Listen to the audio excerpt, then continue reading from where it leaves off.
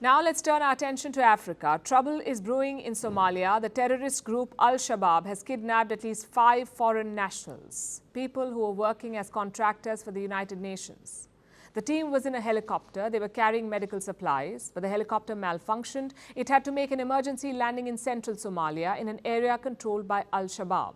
The terrorist group then seized the aircraft and they've reportedly killed 1 person from the team. They've captured some of the others. The United Nations has confirmed the capture, but they're withholding further information like the identities of the foreign nationals. Our next report tells you everything we know so far.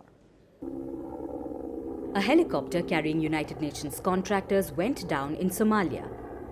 There were at least 8 people in the chopper. At least 2 local crew members and some foreign nationals. The helicopter was on a mission for the UN.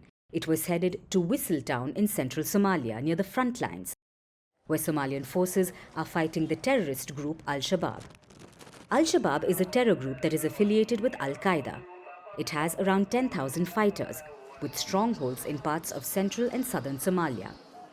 Al-Shabaab has been waging a war of terror for years now on Somalia and neighboring nations. The Somali government and an African Union peacekeeping force are fighting the group. And these counter-terrorist forces get help from the UN. The UN helicopter that was seized was on one such support mission. It was carrying medical supplies and it was supposed to airlift injured soldiers out of the war zone. But it never made it to the extraction point. The helicopter malfunctioned en route and it had to make an emergency landing right in Al-Shabaab territory. The terrorists were quick to react. They seized the helicopter and captured some of the people on board. At least 1 person was killed. I can confirm that there was an incident involving a UN contracted helicopter that took place today in Galmudug in Somalia. Response efforts are underway, but I think you will understand, for the sake of the safety of all those on board, we're not going to say anything more at this point. The UN doesn't want to give details at this point. We don't know who the foreign nationals are, their countries of origin, or how many of them were captured. The UN says response efforts are underway.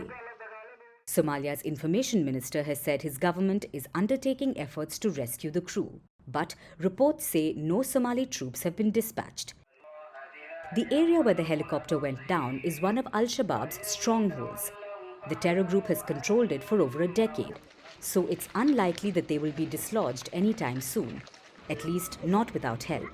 A Somali soldier based near the area gave a bleak assessment. He said, "I do not know if there will be commandos on planes with the help of foreigners. That may be the only possible way to rescue them, but so far it has not happened." Foreign governments may not want to send in their troops, so the only option seems to be diplomacy. That's what the UN seems to be banking on anyway. Let's hope their plan works and the hostages are released soon.